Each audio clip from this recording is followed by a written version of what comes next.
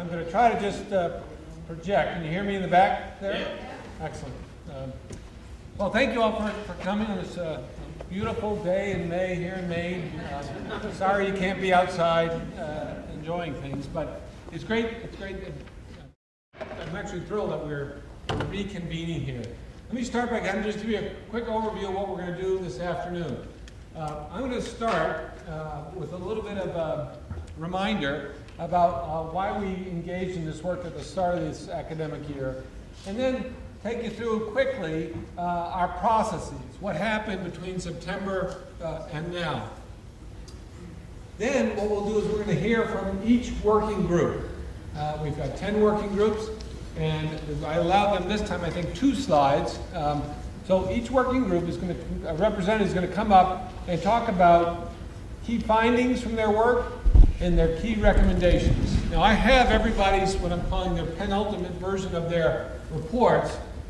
So I've got the things in more detail, and those will be posted on our website. Those are posted on our website, and so they're there for folks to look at in more detail. But the purpose of this meeting is to have this kind of sharing at a high level.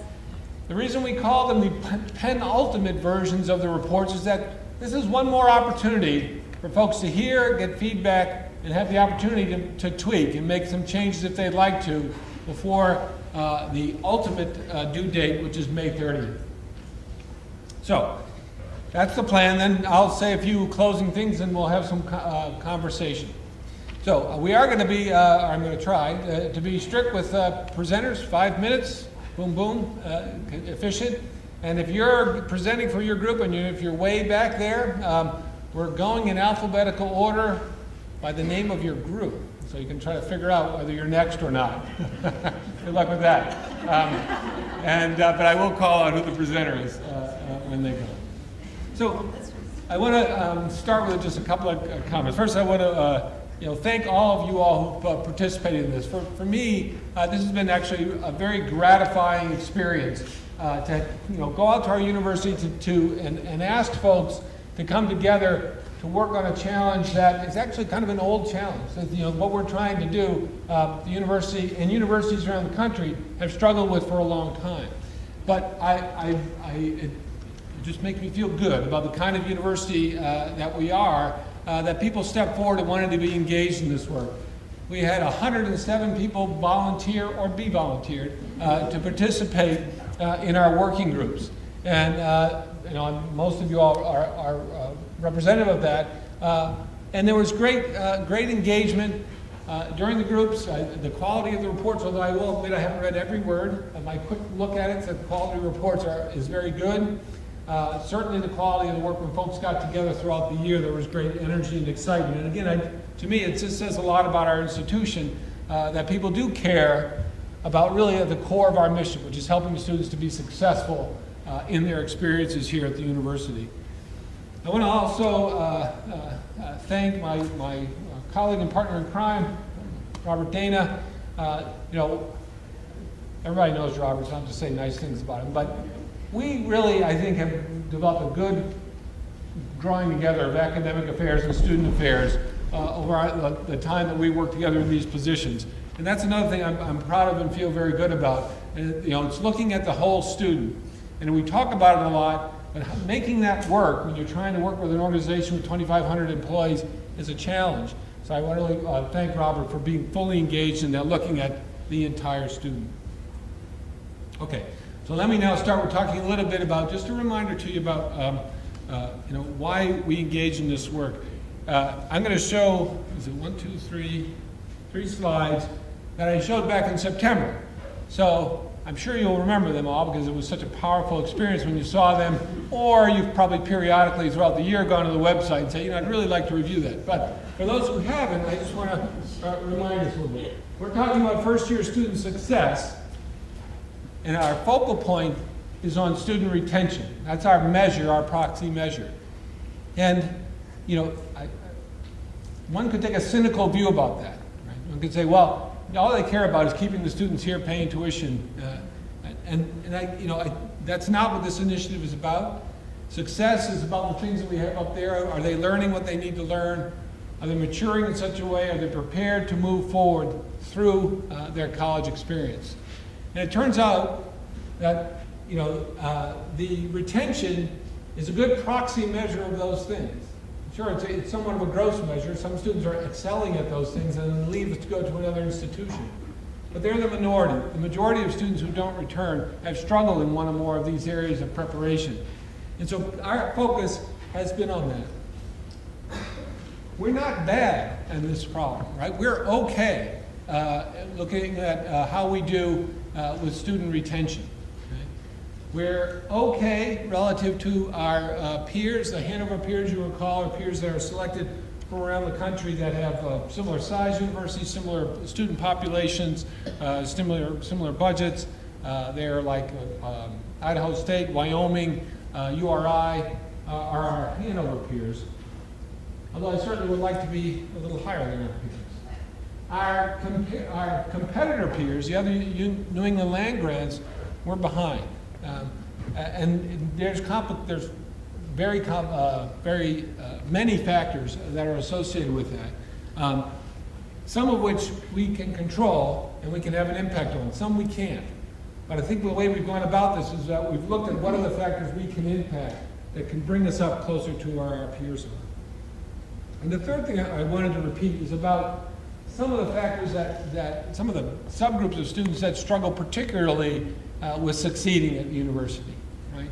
And again, we're like, I'd say every other state university in the United States, maybe exception of one, where these kinds of differences between first generation and non-first generation students in success, between underrepresented minority students and other students, between students who get who are Pell eligible and non-Pell eligible.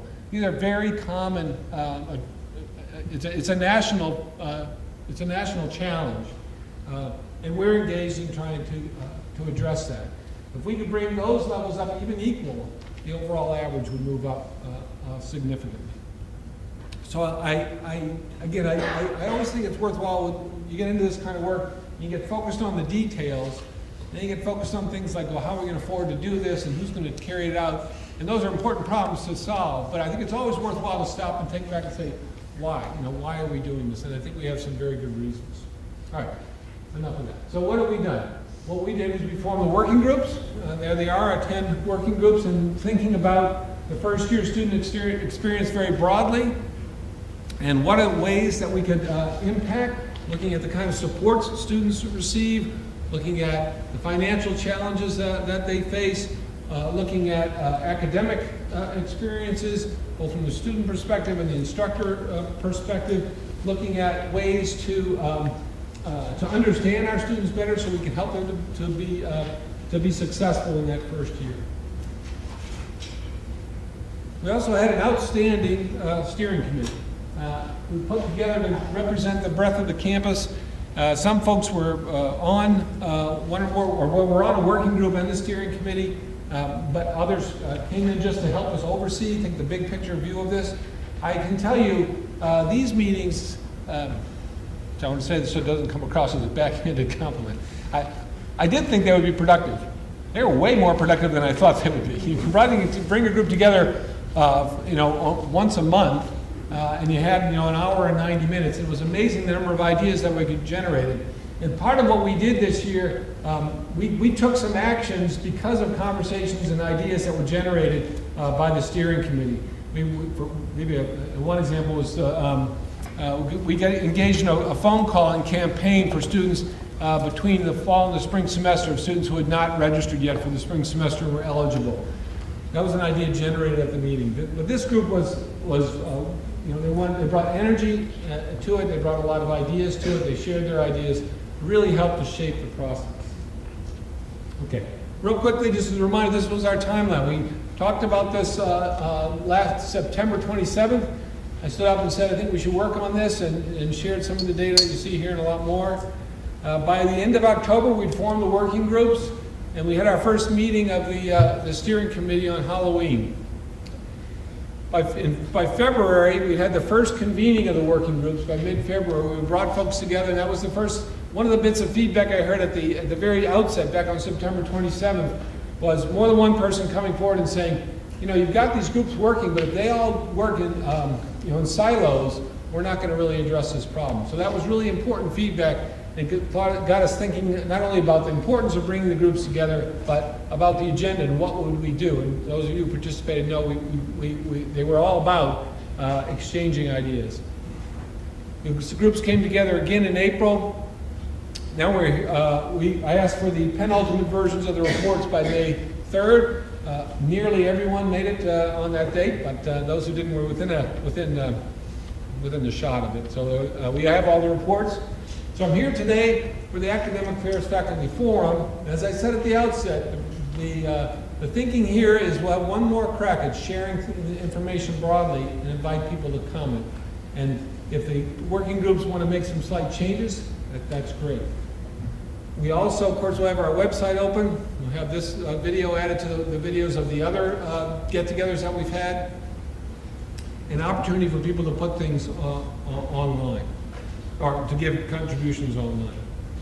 So we're going to move to hearing from the working groups now, but at the end I also want to talk a little bit about where we're headed and what lies ahead for this initiative. But I'll keep you waiting in excitement for that.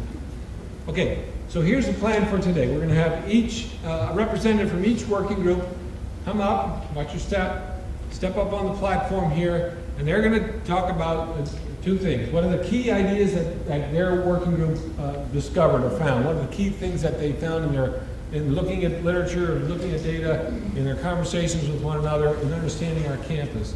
And then talk about what their key recommendations were. I think just to be good at managing time, I'm going to actually ask us to hold off on questions, comments to the end of those 10 presentations to make sure that everyone has a chance to present. Okay, so first up, in alphabetical order, I knew it. Excellent. The Academic Support Services Groups. Okay, this is our group. We had a wonderful group. I was privileged to be the chair. And our key findings were, our test was very data-driven. So we started with a survey of all the existing academic support services. We really dove into the materials provided by the Provost's Office from EAB. We looked at each of our Hanover peers and what they are doing. And we took that, from that information, we distilled it. We were really lucky to have Susan Gardner in our group. So our key findings were, the first one was that our academic support services are simultaneously underutilized and under-resourced.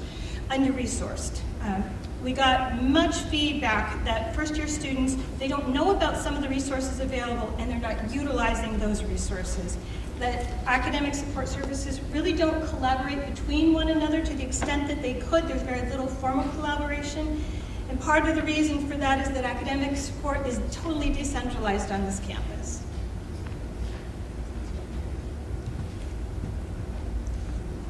Second, UMaine does not currently have a comprehensive website to access most, if not all, forms of academic support. This decentralized approach to accessing academic support services such as tutoring, accessibility services, and learning support in the classroom may have an impact on why services are underutilized and undersupported. Students simply don't know where to go to access these services. Third, our committee almost immediately recognized the impact that a student's mental health has on their academic success. And as faculty, you are our front lines to these observations. According to the most recent National College Health Assessment, when asked about something that had been difficult or traumatic to handle in the past 12 months, nearly 50%, 49.7%, of student surveys said that academics was the #1 reason for those feelings. Our students are more stressed, more anxious, and sleeping less than ever before. So working to detect these signs early and encouraging resiliency where appropriate are strategies to early intervention. Our fourth finding, we used the data from institutional studies, and I worked with institutional studies to look at students with disabilities. It's not something we've done formally. And what we learned about that population is their retention into year 2 is better than the university as a whole. It was an unexpected finding. And in digging into our own data, the most frequent form of contact we have with students is through test proctoring. And there is no centralized test proctoring facility on campus right now. Ooh, that's interesting. I don't know what that is all about. Are we ready to move to recommendation? Okay, so a move to recommendations. I think we might want to move our slide. Actually, first up is Sarah. Look at that. So our broadest goal is an academic support center, an academic success center that integrates all of our existing academic support services. It doesn't mean that we totally have to restructure how those are organizationally, but to have a presence in one facility where they're collaborating, there's opportunities for peers to work together. You can sign up for a tutor in there. You can get what you need through that facility.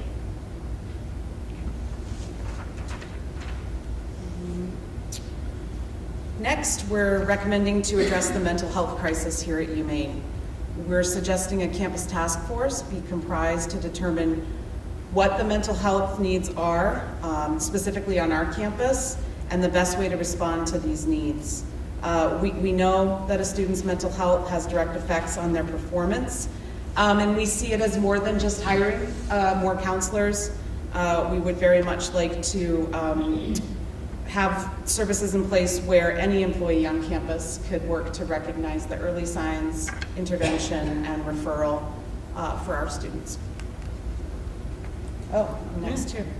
I'm just going to keep the party going. We'd also like to expand existing academic support services that we know work, particularly for those that are in courses that have high DWLF rates. DWIFL is a fun term for that.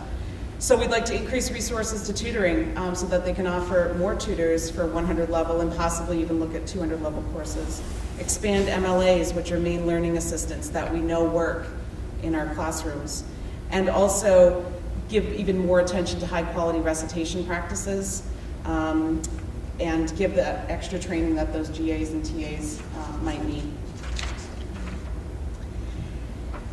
And our final recommendation, I didn't mention in the first one thing we could do that's really low-hanging fruit, very achievable, is to have one centralized website with all information about academic support services. Most of these folks already have a website, so it wouldn't be very hard to have a single academic support services website. We think this would be used by faculty and staff, as well as parents and students as well. Fifth one is to have a centralized testing center. So at Student Accessibility Services, we get requests from students who are in ROTC or the National Guard, student athletes who are traveling. We get requests from faculty teaching online courses who would like their tests to be proctored.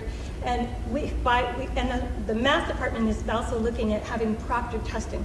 So this is a resource that would serve the entire campus. It could be eventually it could become a certified facility that could give the GRE, the praxis test, which would end up being a revenue generator.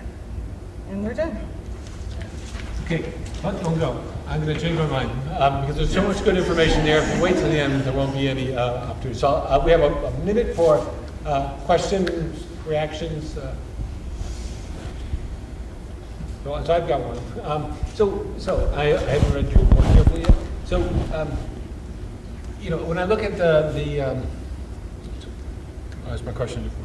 How detailed do you go into in terms of what a university-wide testing center might look like in the report? And well, I'll probably have a follow-up based on what you asked. So in the report, what I did was I made a recommendation for the number of rooms, the number of seats, and the number of faculty, as well as that there needs to be some sort of software that for students to be able to schedule tests there. Okay. So those would be the primary resources that would need to be allocated. That's great. Okay, faculty support development. Peter Schilling. Too small for this podium, right? Thank you for doing that. So here's the group. It was a good group. Thank you all for the participation. As you would expect, the key findings lead right into the recommendations, so I'll go through the findings quickly and spend a little more time on the recommendations. So first, we need to gather data on pedagogical practices and then continuously use the data to inform institutional, college, departmental, and individual decisions relating to teaching and learning. So writ broadly and nationally, this often goes under the umbrella of utilizing learning analytics. So we'll delve into that a little bit more deeply. Second is the need sustained resources, practices, and protocols that encourage, support, and value all instructors' efforts to improve teaching. A good portion of the first year high enrollment courses are taught by part-time faculty and graduate students, so we purposely need to expand this beyond tenure track faculty in a deliberate fashion. And then finally, need to accommodate the specific challenges of first-year service courses and the diverse academic needs of their students. Almost by definition, these large service courses often have cohorts of students with very particular learning outcomes that they need from these courses, which makes them extremely difficult to teach in a general fashion.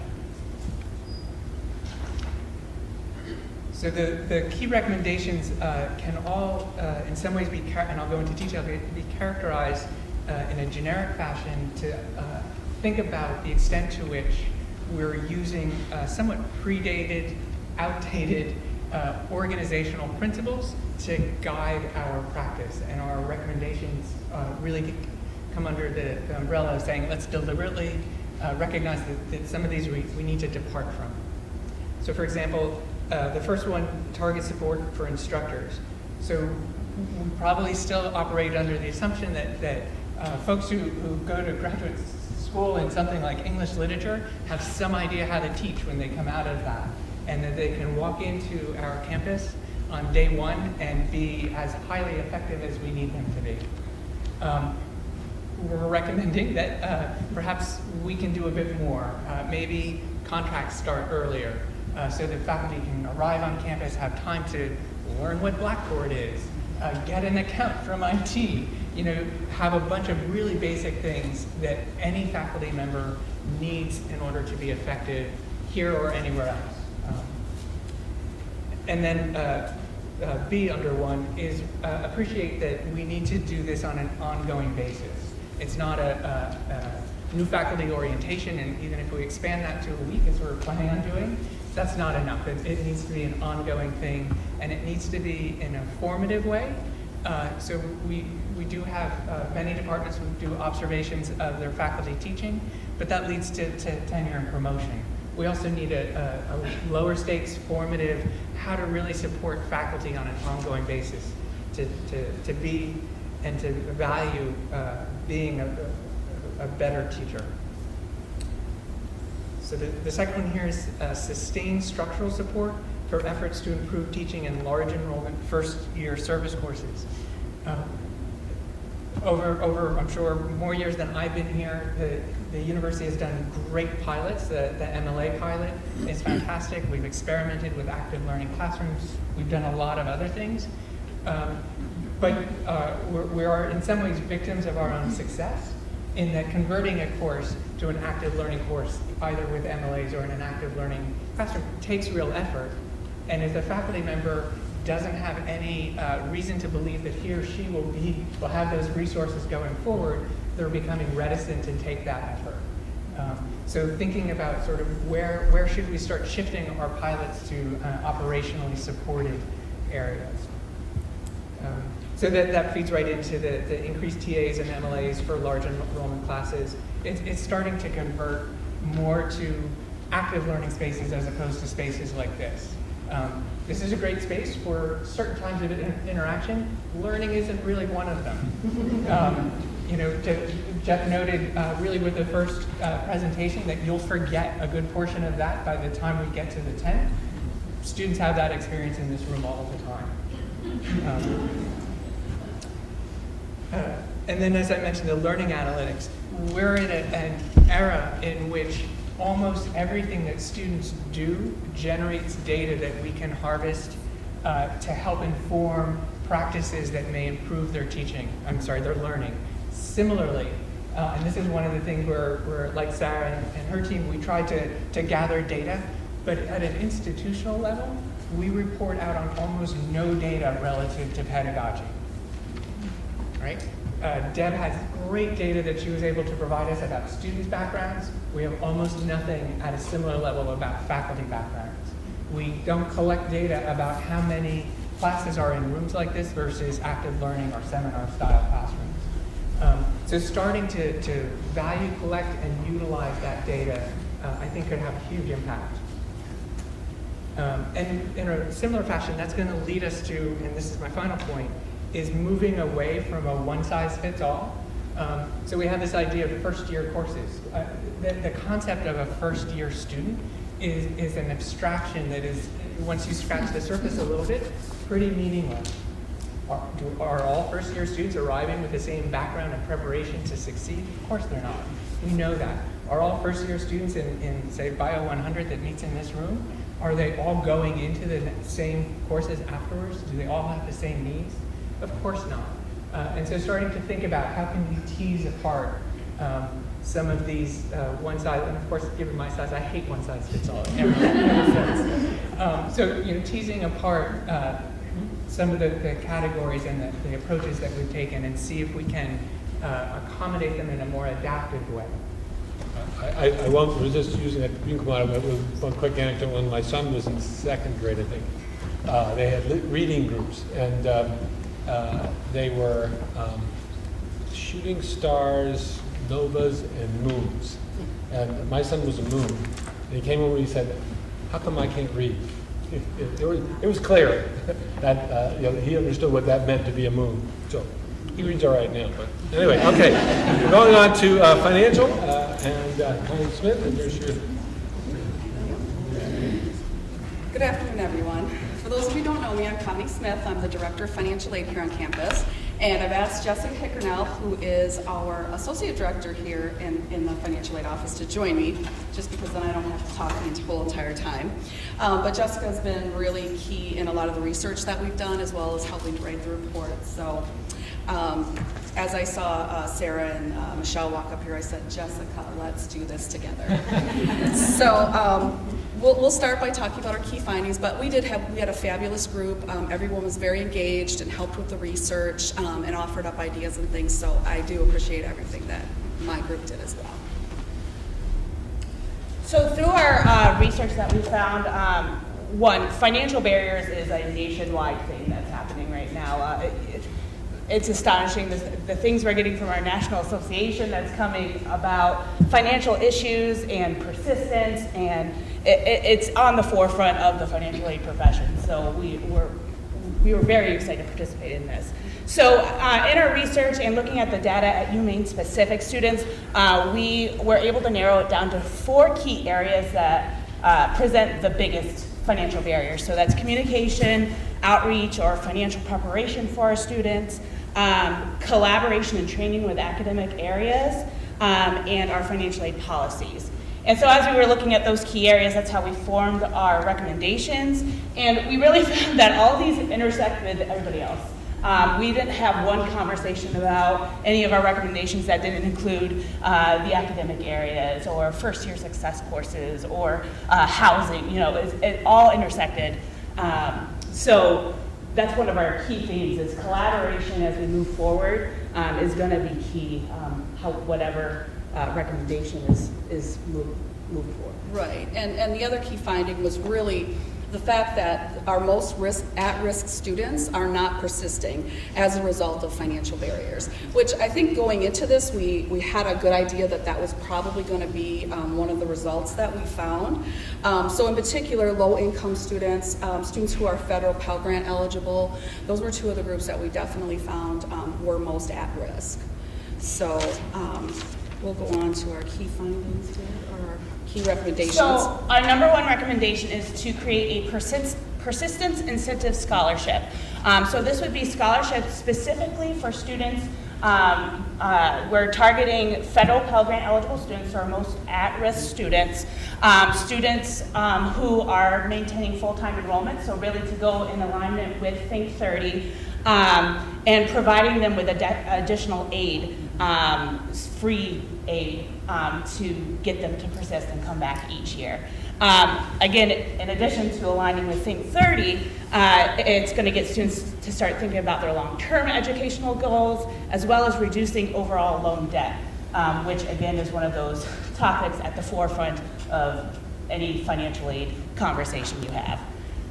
And so we were able to do some rough numbers, and so we could affect up to 1,200 at-risk students by like looking at this very rough criteria, which is pretty significant in basically just offering a scholarship. Right, and in our report, we really looked at, I mean, it could be as low as $1,000. And we did find research out there that says students who are high-risk students who receive just $1,000, it makes all the difference to them. So there was some key research out there that we found that, that this type of thing can definitely make a difference for students. And just a kind of a funny little off story about persistence. The reason we're calling this a persistence incentive scholarship is I just attended this conference and I brought up the word retention and everybody looked at me like, don't say retention anymore. They're calling it persistence. They're really trying to change that retention word to, you know, more of a student persisting in what they're doing with their education. So I heard that loud and clear.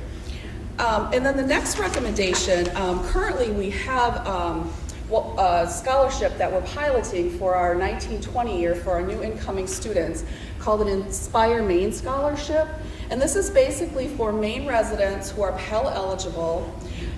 They're getting their tuition and fees covered after all of their federal, state, and merit aid with an institutional scholarship. So we're talking about expanding that beyond just first-year students and really taking more of an approach of following them and helping them through the process even after giving them the scholarship. You know, helping them, counseling them through, you know, the debt and making sure that they know what a direct loan is and what that means. Just really try to give these students more attention in the education realm of things when it comes to financial literacy. So those were our top 2 recommendations. So we're just going to go real quick just to highlight the other 4. So one, we think it's going to be really important to break down the barriers of language, financial language. Financial aid language is very difficult. FAFSA, ICER, SARS, all of that jazz is very complicated for students.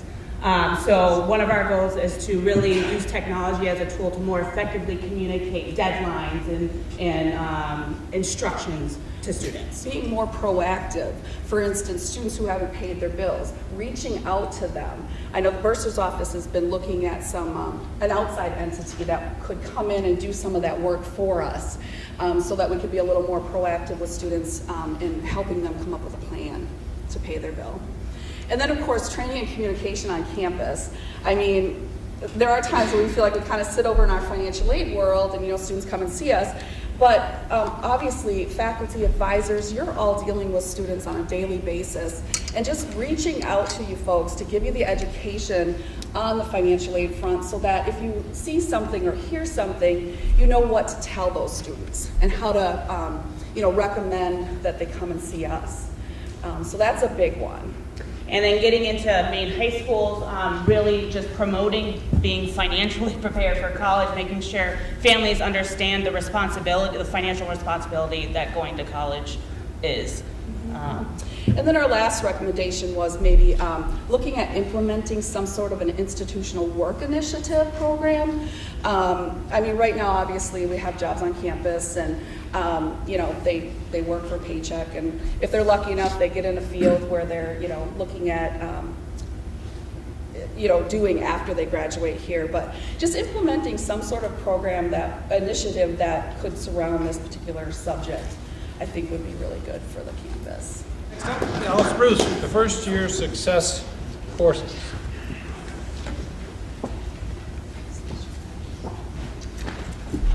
Okay, so we also had a good group of people and did a lot of work on looking at data on campus with the help of Deb Allen's office.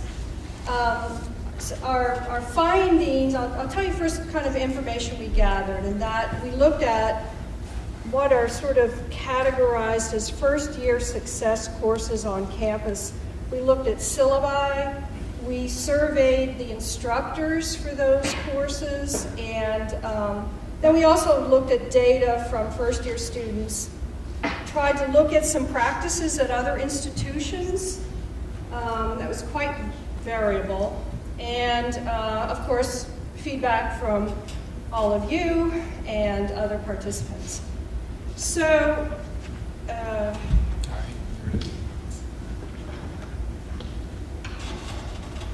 our key findings, this one was surprising to me. 94% of students currently take a course that's labeled as a first-year success course. That's a lot. And the data shows that students who participated in these courses were retained at a higher rate than those who did not. And that data was especially striking, I think, for first-generation students and for students who had a C-index score that's termed mid to low, which is like below 85. C-index score is a composite of SAT and high school GPA. And so there's been some other focus on first-generation students here in the slides before. And so first-generation students in one of these courses were less likely to withdraw from the university. So that's a good thing.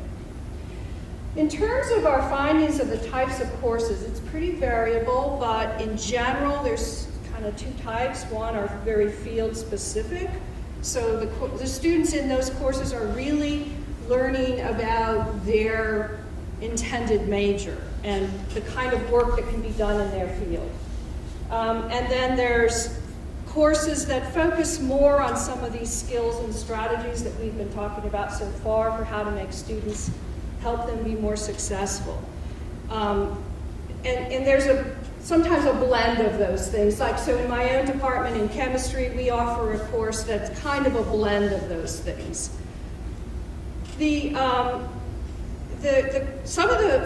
Many of the first year courses are small, less than 25, and there's a few that are quite large. And when they're large, they're less likely to be in the category of ones focusing on how to be successful in college and more in the category of field-specific work.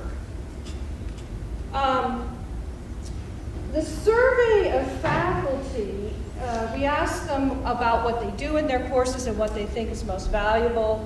And by and large, so 70% of them thought that the most important thing about these courses was the individual contact that students in their sections had with them as a faculty member. And so that's going to lead into a key finding, and it impacts sort of resources because you want to have smaller classes if you're going to maximize individual contact. There was some mention of near peers to student contact, so students who were already in the major and several years ahead, and that was important but not as effective as the faculty student individual contact. In terms of other institutions, there doesn't seem to be a real consensus among those Hanover group about how to implement a first-year success course. Looking at some of the data, University of Wyoming and University of Rhode Island, they were sort of close to what we're doing and maybe offer some models for how we might also change and improve. Okay, so that's our findings.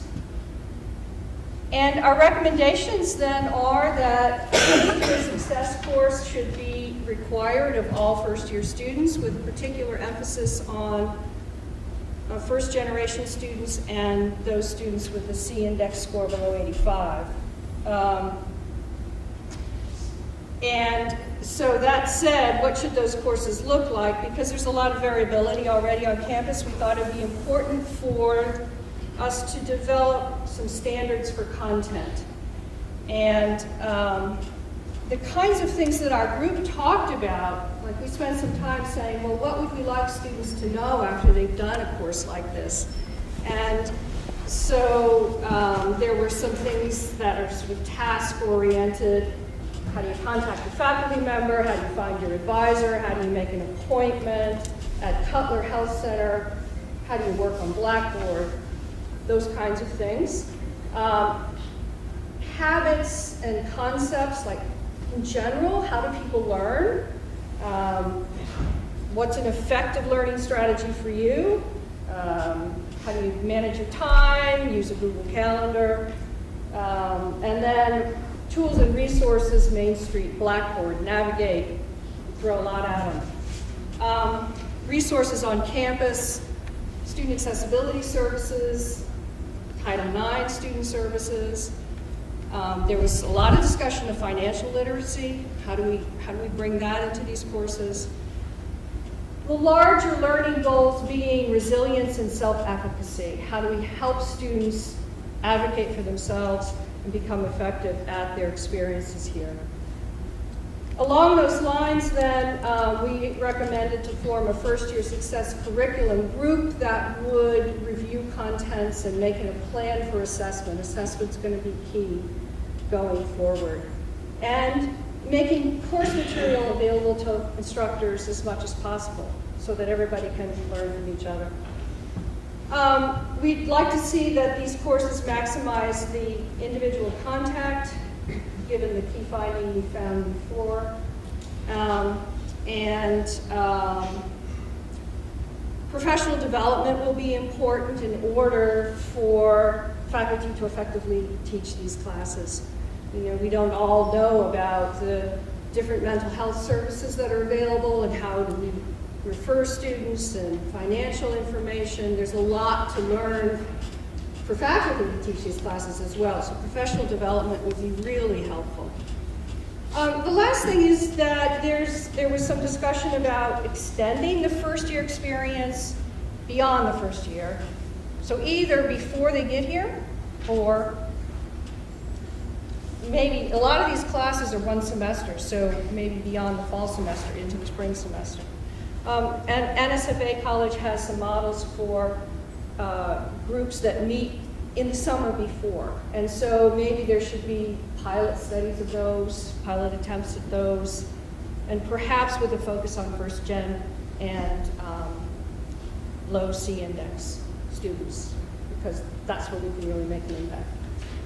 Thank you very much. I think it's really, I'm actually encouraged that we hit the 94%. This was something we, back in 2014, said let's get out there and create these classes. So that's outstanding. I'm very interested in reading what you're recommending for the sort of core content. I think it is a good idea. That's a relatively easy thing for us to do, is to put that put it together, and then share that with the folks involved with it. All right, next up is Living Learning Communities, with John Lawler presenting. This was our crowd, which seemed to grow after the first couple of meetings, which was nice. Really helpful group. The basics of living learning communities isn't really all that unique. We know they have the potential to have success in terms of retention and student support and student success in the classroom when utilized in sort of their idealized best practices kind of mode. At the University of Maine, we don't utilize best practices. Living learning communities exist in two kind of contexts. One is the realm in which you're trying to appease parents and other constituents who want to see these in residence halls on college campuses. The most successful models for living learning programs are pretty much just really tight collaborations between academic affairs and student affairs. At the end of the day, by taking resources that currently exist on campus and matching them up and not asking for a whole lot of new money, if any. Not that time doesn't have value, but our recommendations don't really require a whole lot of new investment other than coordination and general support. Some barriers that we definitely know that we need to look at and that will oversee the potential success of this is that there are a slew of policies and practices that tie into students coming into the institution, academic advising, certainly housing and residence life policies that, if not aligned appropriately, can get in the way of the success of our programs. The recommendations we came up with, there are a ton of different models nationwide. What we felt was appropriate at this time in the history of the university is essentially accept the model of what we currently have, which is general housing and essentially special interest housing, with the addition of some low-hanging fruit learning communities that would be essentially a class, maybe two, and students who are in those classes together also living together. So for a portion of their academic experience at the university, they live with the people with whom they're taking about half of their credit hours, at least for a semester. We know that those models exist. We know that they tend to have support for students and tend to move the bar a little bit. The model that we're most interested in is called the first-year interest group or freshman interest group model, which typically takes students, put them in 9 to 12 credit hours together, one of which is typically that kind of first-year success class. 12 to 15 students on average, have them take that chunk of classes together, have them live together as a small subset of students in a larger community. And all of a sudden, they're experiencing what students at small liberal arts colleges are experiencing within the resources and the context of a large university. The FIGS program has had tremendous success in universities in the Pacific Northwest, University of Missouri. Frankie down at University of Rhode Island is re-implementing it down there, and they're starting to see their ability to move the needle in terms of their student success. Our real key recommendation is to implement this thing, we need the ability to take a serious look at what needs to change at the university. And it's a number of small changes to align, what are those policies and protocols we have as an institution that would get in the way of success. This year we had a small learning community called the Dirigo Leadership Community. And because of policies and practices between housing and residence life, they're tabling that program for next year because there are a lot of pieces that simply got in the way of them achieving the outcomes that they wanted to achieve. The model was good. It was administrative and business practices that were getting in the way of them being able to achieve their goals. All those academic pieces were there. They were ready to go. The collaboration with the administrative functions of the university got in the way of that success. And then we need to sit down with a bunch of folks at the university to figure out how we're going to align and primarily identify the right students to go into learning communities of the models that we're talking about. The biggest thing that we're worried about is that the students who choose learning communities nationwide are typically not at-risk students. So the students who are best prepared to succeed at the university are taking up all the seats in the programs, and the students who don't know what these things are, I just want a dorm room. No, we want you in this particular program. That feels like extra, that feels like new. So how do we organize ourselves to identify who the students are who should get into that community and then provide the supports for them once they're there? I worked at an institution where we killed one of these programs simply because we didn't have the support from the rest of the university to identify those students and say, you need this, you should get in. There's a reluctance to do that. That's a culture shift, and that means some tough conversations and challenging conversations as an institution to say to a student, stats say that if you're involved here, your likelihood of success long-term will increase tremendously. And even potentially mandating students, if you're admitted under a certain category, you must participate in this kind of program. That's not my call. We'd want another committee to engage in that conversation. Thank you, John. I think there's just some great meta points about this. And I think we have the data, but the data are here, here, and here, and they don't communicate. We also haven't built the organizational structure to look at them simultaneously and decide, well, what are going to be our guiding principles? You talk about, with these people, you give people choice, and you have this choice, but is it really a choice if you have no idea what you're choosing? What does this mean? And you also don't have good data about, gee, am I a good match for this? What would it mean for me? I think that's a problem I think we can make progress on. Figuring ways to get the data and communicate in ways that people can digest it and make an informed decision, not just a data and communication and organizing. We're going to talk about Navigate. Mary Mahoney O'Neill.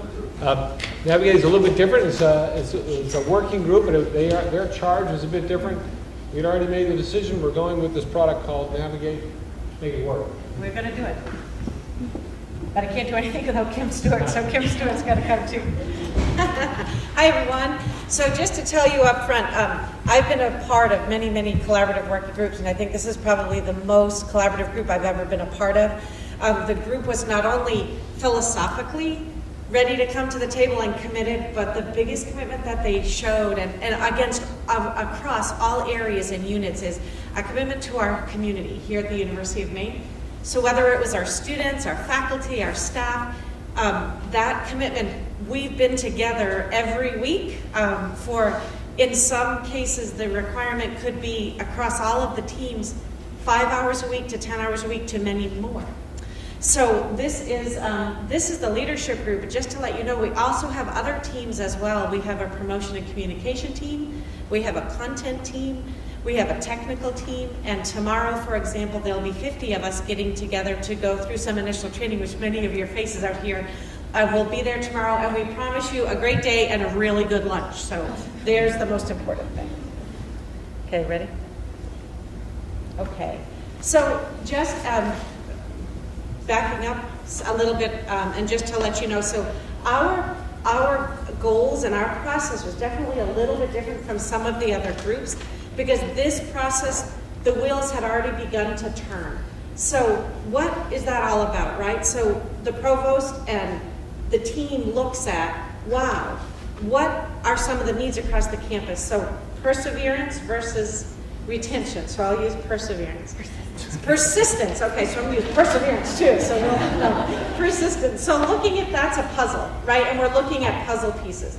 Some of the pieces that we were looking at was a huge puzzle piece was this idea of an early alert. And this is where the faculty came in. And this is where the faculty advisors came in and the professional advisors. So this is a shared concern campus-wide, a great enough one that really I think was propelling a conversation to happen. So taking a look at that, we began to look at, EAB brought forward this idea of this program called Navigate, right? It has two aspects. One is a student mobile app, and one is a platform for faculty advisors and professional advisors. So this group all along has been trying to move forward the idea of how do we make this happen on this campus on a reasonable timeline, a healthy timeline, and one that feels good to everyone, but most importantly, supports and encourages our students and supports and encourages our faculty and our professional staff and advisors. So, you want to start? You want to start with the first one? One of the big key findings was when do we do this and how do we do this? So the student mobile app we saw as the low-hanging fruit because it's really easy to get, especially those traditional age students, to buy into a mobile app. Everything that's available on the mobile app will also be available via desktop platform. So looking at those students who don't have cellular phones, who don't want to download the app, they can still get all of the information.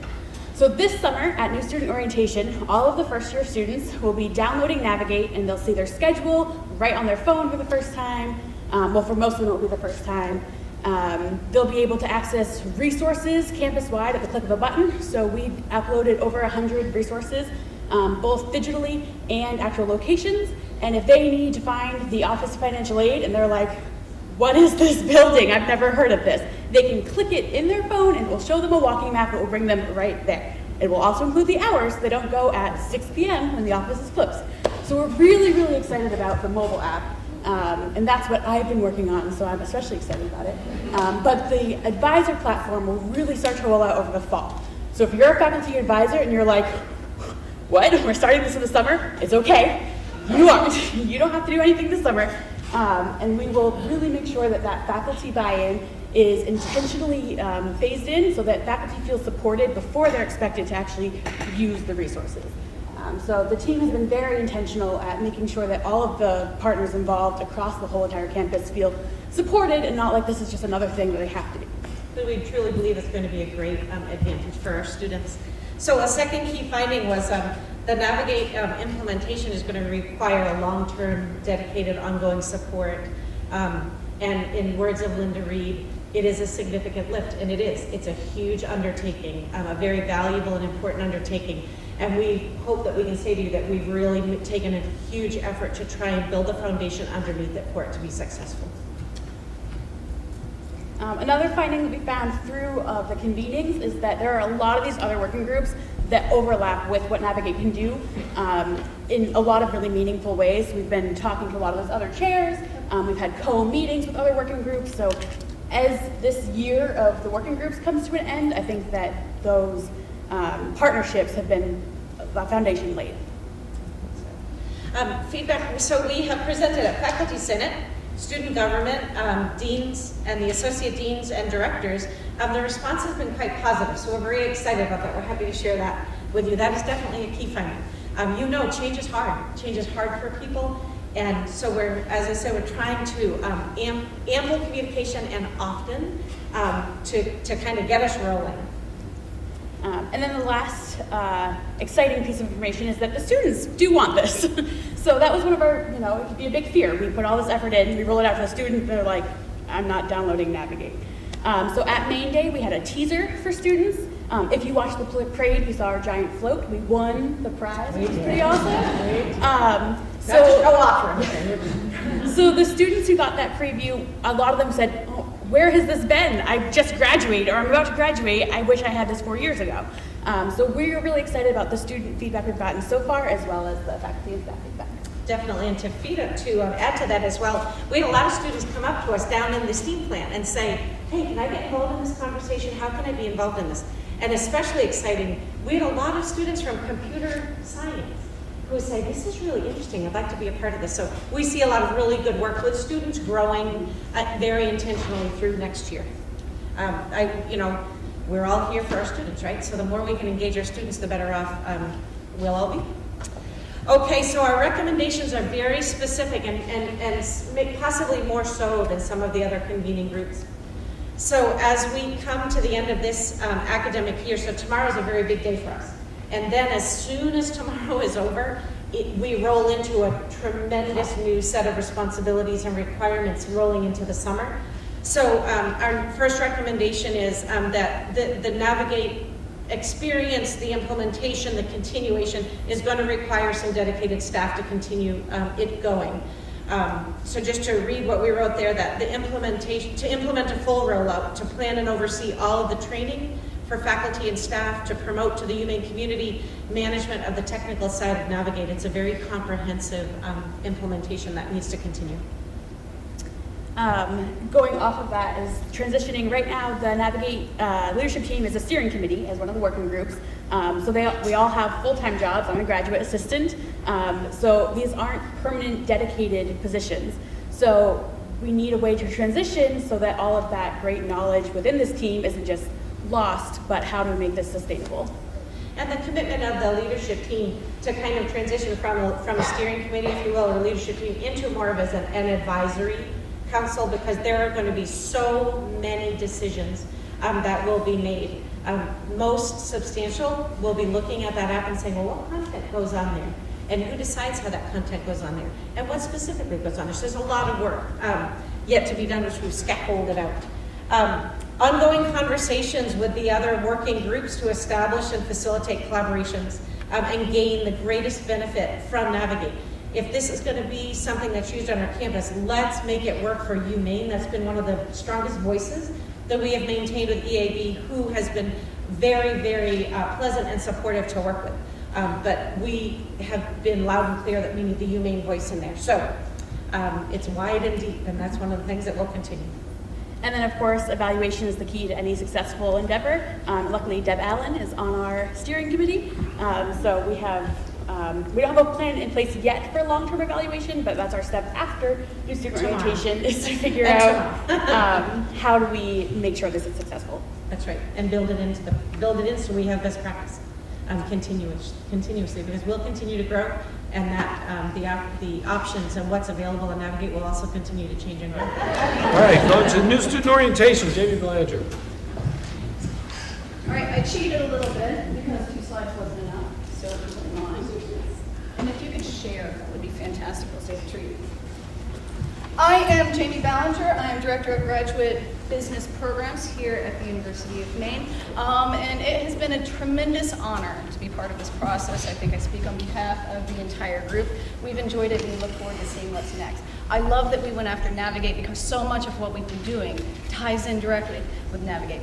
5 minutes is not a lot of time to spend in talking about a process that took us 6 months. We looked at best practices.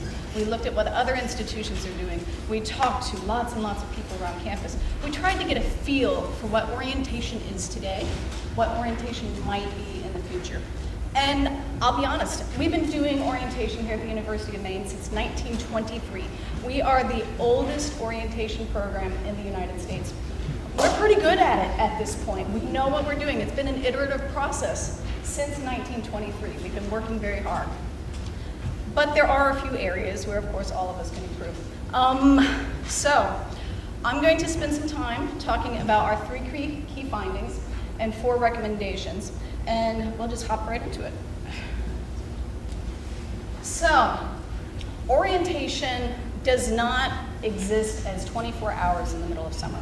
Orientation begins for students the first moment of contact we have with them. Orientation begins prior to their admission. It begins in the recruitment process. And for our purposes, it ended at welcome weekend. However, arguably, orientation continues on through that first year student success course, maybe even until the day they graduate if we haven't done our job properly. But orientation is a long process. This sheet that I've been handing out actually outlines some of those key touch points that we have in that long orientation process. Orientation has 3 major goals. Those are skills, campus skills. What does a student need to be successful on this campus or in an online environment? What connections can we help those students to make, both with each other so that they feel like they've got friends on campus, and with the institution itself? We want them to feel like they are part of the humane community. We want them to be a black bear. And finally, a student doesn't exist in a vacuum. Their family is their largest support network. So we need their families and their parents and their caregivers to be there to help them as they run into challenges, to know what services are available on this campus. If a student feels connected to the institution and to the social network at the institution, if the student's family is supportive, and if the student understands what services are available at the institution, that student is more likely to persist. So, right now, we've got a very robust orientation. It really is very good. However, as you can see on those grids, there are some areas where we could stand to grow.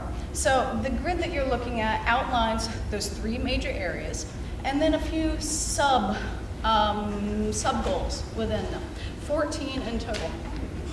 And we'll share that online as well.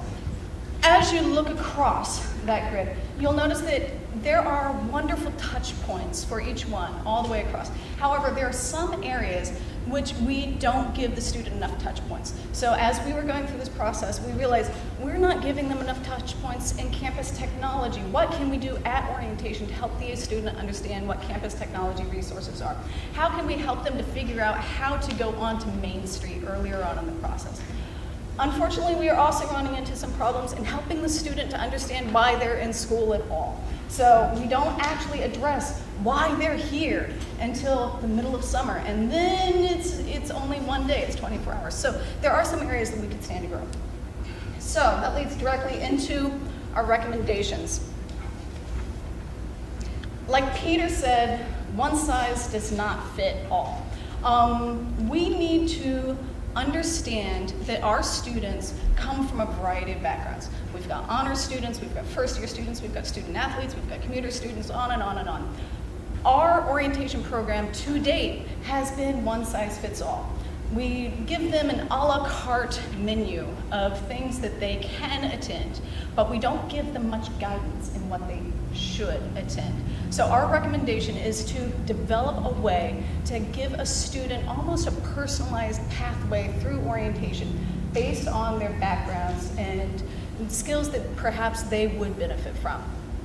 Second, we would love to be able to reach out with academic departments and help them to understand these best practices in orientation. So at new student orientation or at accepted students days, the students are with the academic departments for a significant percentage of their time.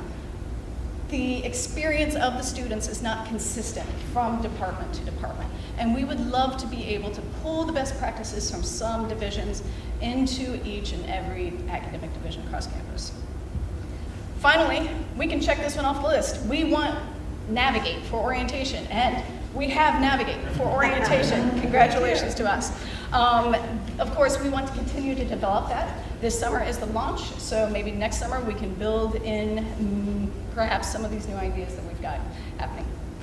And finally, as you look across that grid, you'll notice that there are lots and lots of touch points that we have with these students. We want to get the most bang for our buck out of each and every one of those touch points. So we need to continue to examine how we're talking to these students from the day they're admitted all the way until welcome weekend, to try to fit in as much information as possible with each one of those touch points, to circle them back with previous knowledge, to really examine the full communications gambit from day one to the very end. And so, orientation, again, we're doing a great job. It's really quite amazing. We've been doing it for a long time, but you know, this whole process is about improving, and so there we are. We do look forward to the next steps. Preparation and progress, Jeff St. John. So we had everyone said that they've had a great group. We had a great group, but I want to call attention to Penny Reingang in particular. Penny came to our first meeting and she brought her knitting materials with her and she would knit throughout the meetings. And I developed a working theory that it's because she's so smart, she has to find a way to kind of narrow her field of interest and focus on what's going on in the room. But I didn't share that with her because it sounds weird applying a theory to someone who's knitting who doesn't really, maybe you want to know what your theory is about why she's doing that. So at our last meeting, she came in and sat down and whipped out her knitting and then reached into her bag and pulled out this beautiful blue scarf. And she said, "Here, I made you this scarf." And I was so excited because my alternative theory was that she was knitting throughout the range of our meetings because she found my leadership of the group to be boring and counterproductive. This scarf, if you ever go down to Freeport and the outlets and go into one of those stores whose names you can't pronounce and look on the shelves and there are these really nice, beautiful scarves and they're all $78. This scarf looks like that. I was going to bring it today and wear it while giving my presentation, but it was raining this morning and I'm not willing to risk my scarf. So aside from the intrinsic value of any initiative our provost puts forward, if you're lucky, you'll be on a group with Penny and she'll make you a scarf. So our group got underway really with a massive head start. So Jeff worked with the math department last year on a new course software and some related products for their calculus sequence, and told me last fall that I would be working this year on the next phase of development with the math department, with the full support of the faculty, which is to find a software solution to replace the current math placement exam. The math placement exam itself, and this is the math faculty speaking in unison, not me, is not an effective instrument right now for evaluating level of calculus placement at the University of Maine. It's also something that is built mechanically, barnacled onto our student information system, and it is not an effective delivery mechanism as well. So we had half of our charge before we got started, the first of which was to identify a new math placement exam product. We had a demo last week in Barrows Hall with the math faculty, people from CITL, from IT, from Student Accessibility Services and elsewhere, about 45 people in the room for a demo from a product called Alex, and we are very close to making a formal recommendation to the provost that we adopt Alex for the University of Maine.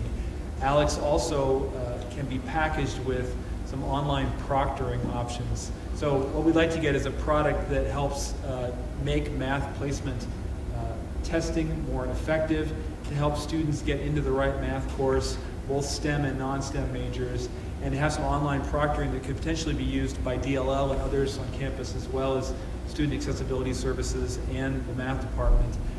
By the math faculty's own accounting, cheating on the math placement exam is rampant here as it is nationally, and they do a post-test that confirms that. There's a big gap between outcomes on the math placement exam and how students fare during the first couple of weeks in the math course that they're placed into. So we'd like to counter that problem as well.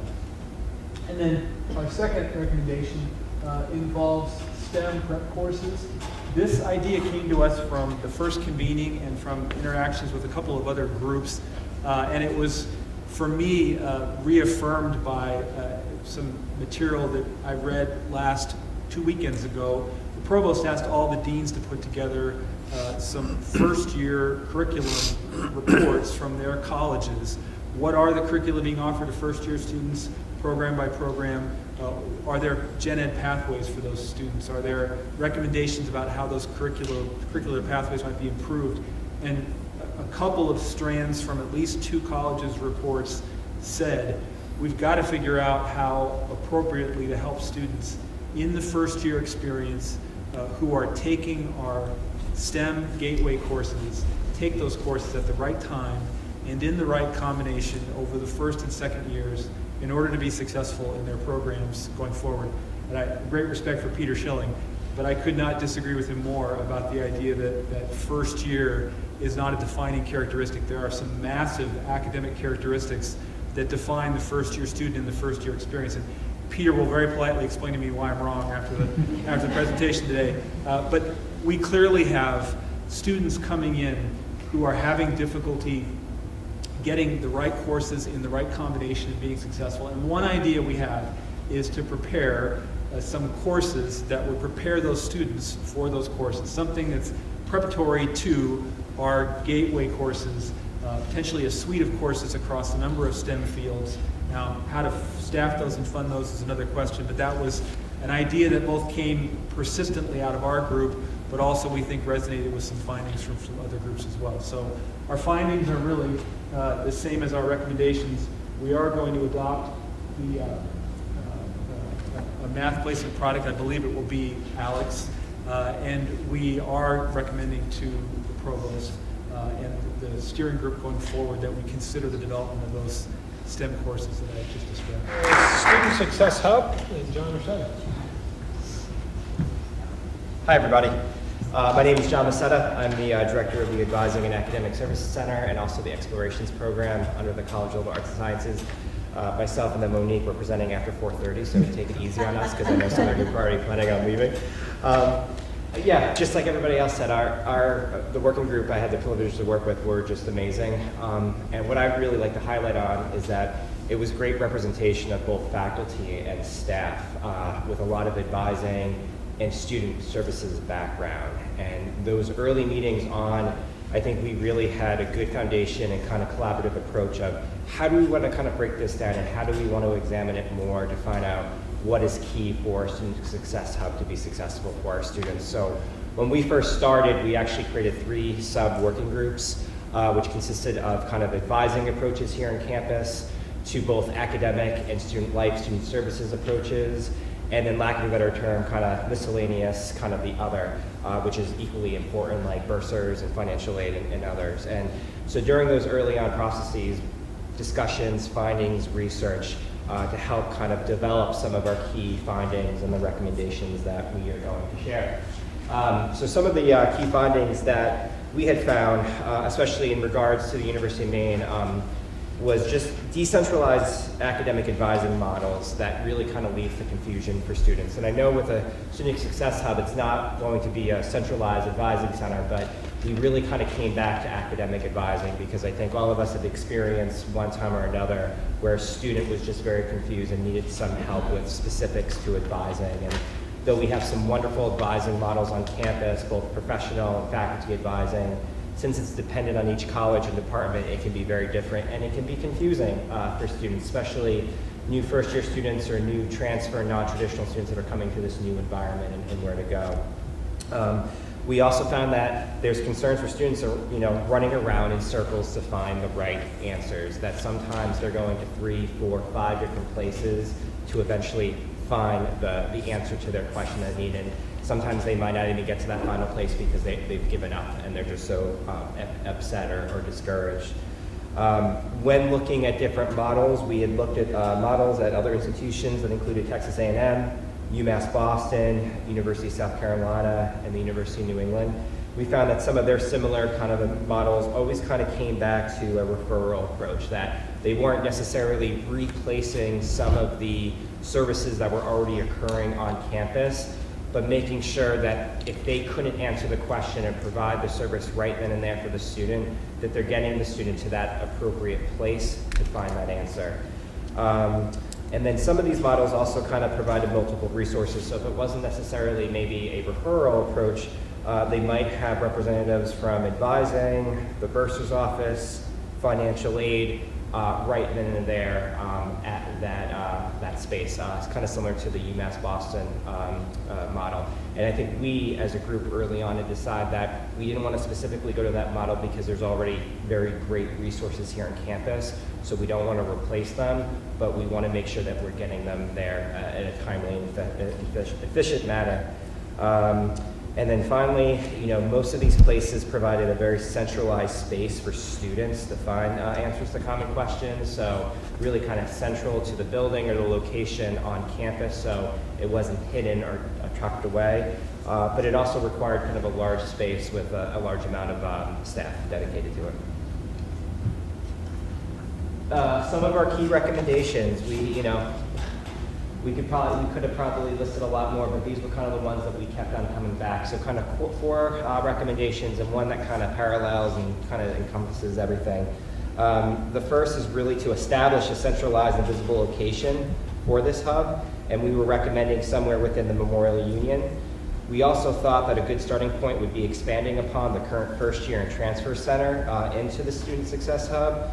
Because it would provide an advantage to expand current services already being provided to students at an increased level. We also thought if there was already some money fiscally dedicated to that space, that maybe there wouldn't be that much more funding to expand it a little bit more, as opposed to starting from scratch and creating a separate resource.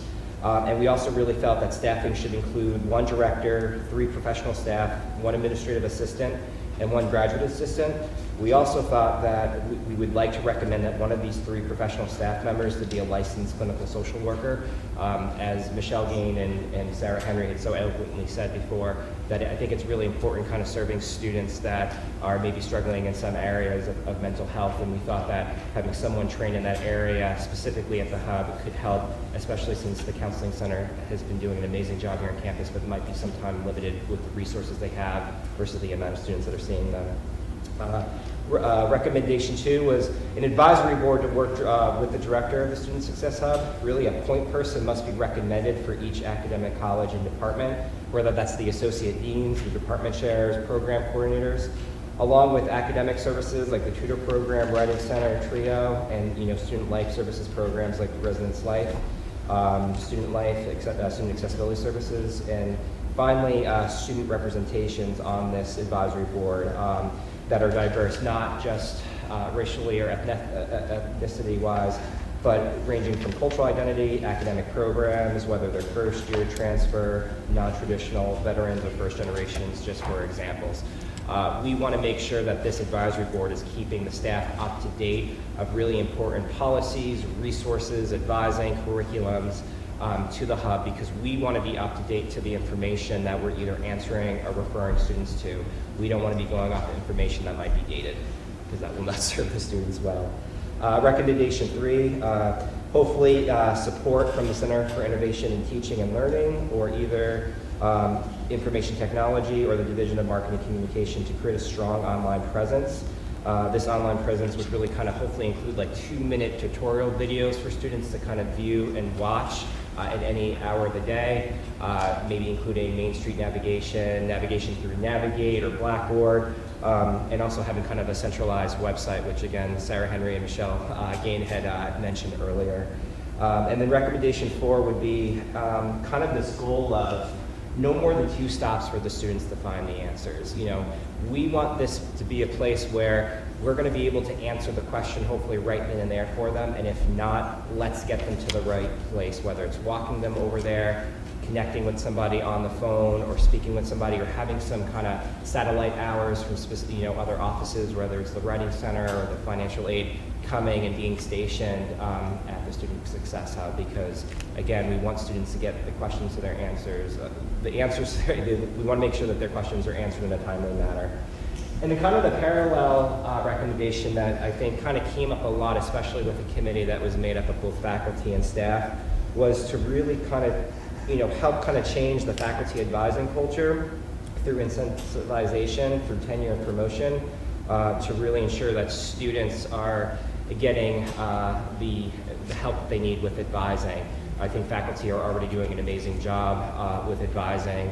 Sometimes maybe some of the faculty that are struggling with advising are also kind of juggling a lot of other things on their plate through research and teaching. So, we hope that, that faculty advising, we fear that faculty advising will remain inconsistent, and if faculty are not incentivized for their service at a greater level through tenure and promotion, when we're referring a student somewhere for help, they might not necessarily get it. So hopefully we can kind of reward and help the faculty advising model on campus by making sure that they're being recognized and that the students are also getting the questions answered for them on a timely basis. Thank you. All right, our last presentation, summer preparation.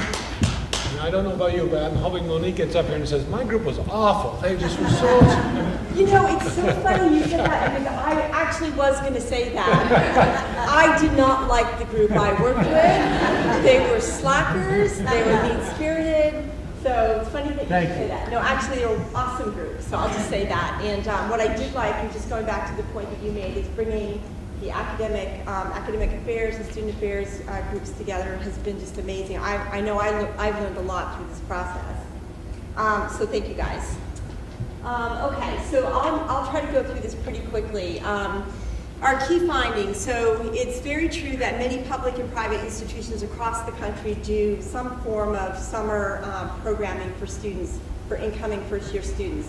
It could be called pre-college, sometimes it's called early college, sometimes it's called Summer Kickstart, sometimes it's called Bridge, but many universities are doing this, and it's to try to get those first-year students acclimated to the campus and to kind of give them a head start in going forward. So that was a key finding. A well-designed summer program is an important strategy for student retention, persistence. If they get a head start and if they can start feeling like they belong to the campus, it's a measure of their persistence from first year to second year. In addition to the academic coursework that they do in the summer, we would need to do some.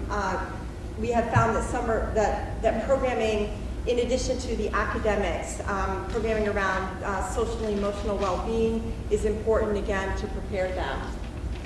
And then I've already mentioned the fourth one. I'm sorry, I'm trying to go through this quickly. And then the other finding is that as we found working together with many of the folks on the group were from the student affairs side, understanding that if we're going to have successful summer programs, that we all have to come together and work to do summer programming. That means that we have to work with Residence Life, we have to work with auxiliary services, we have to work with CITL, we have to work with the academic colleges, etc., if we're going to be successful.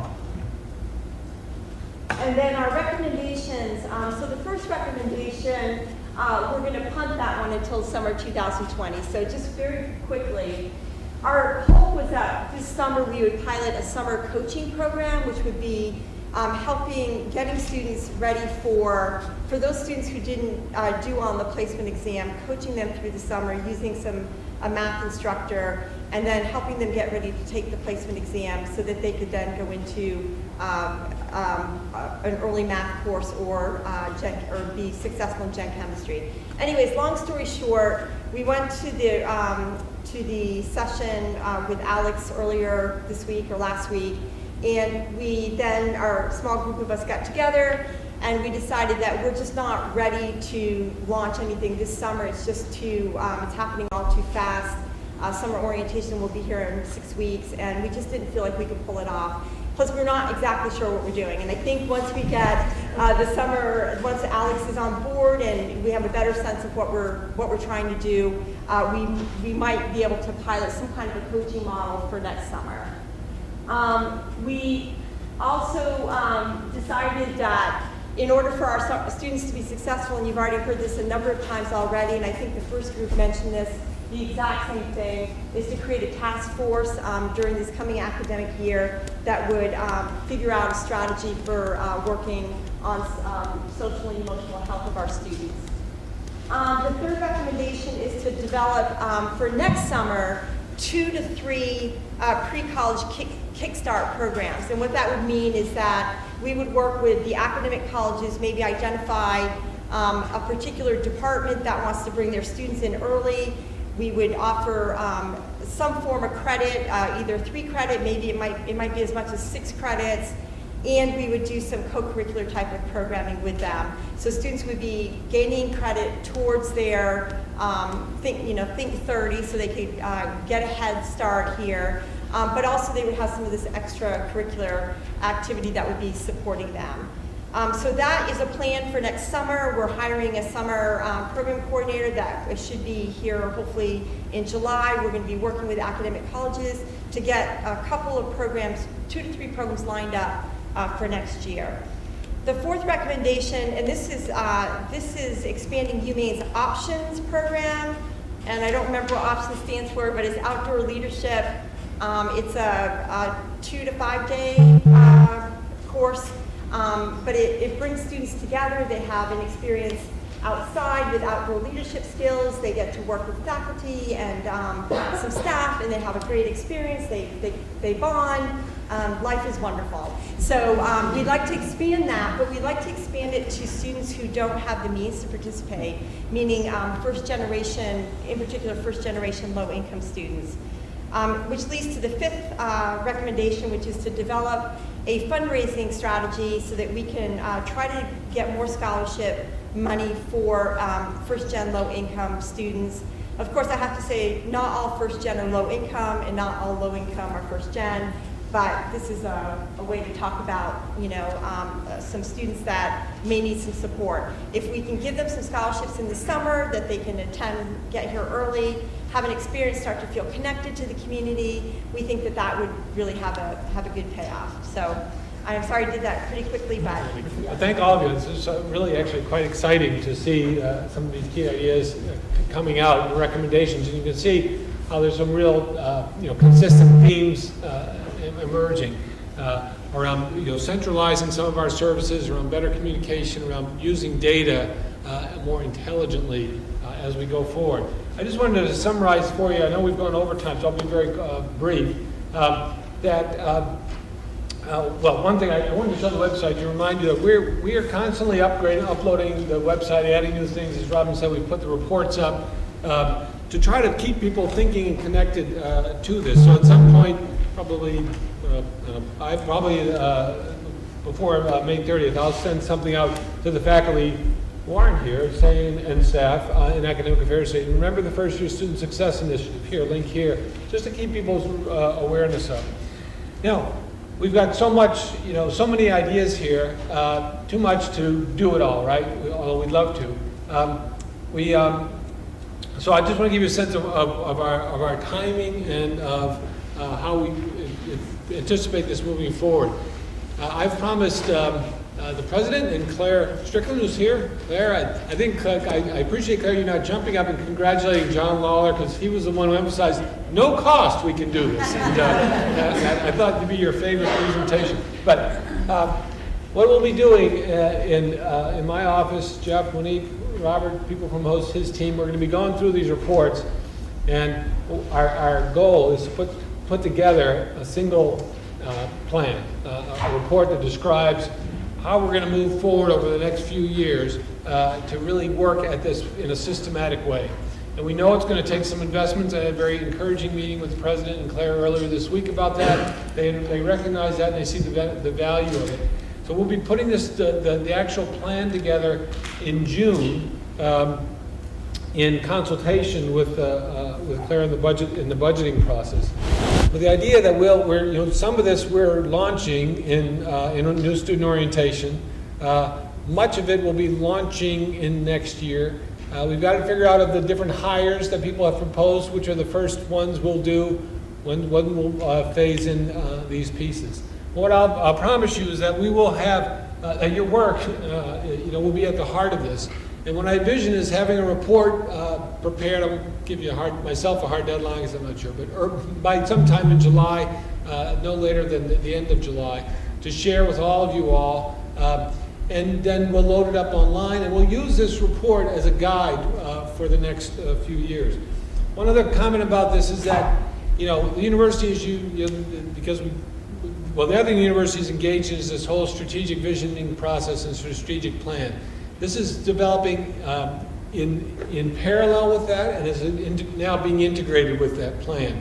So, this is a significant part of what we're thinking about when we talk about fostering learner success, and it will also be integrated into the university's broader thinking about how we're moving forward over the next few years. So, having gone way over time, let me just stop by thanking all of you all again for participating in this. It's been a fabulous exercise. I think we're really in we've got great information. I'm reminded of what what the saying they have up at the Advanced Structures and Composite Center, which is no one of us is smarter than all of us, and getting a lot of people together around a problem is a great way to really think it through and think about it in a big picture. So thank you all so much for participating. Stay tuned. We'll be sending you more information. Thank you.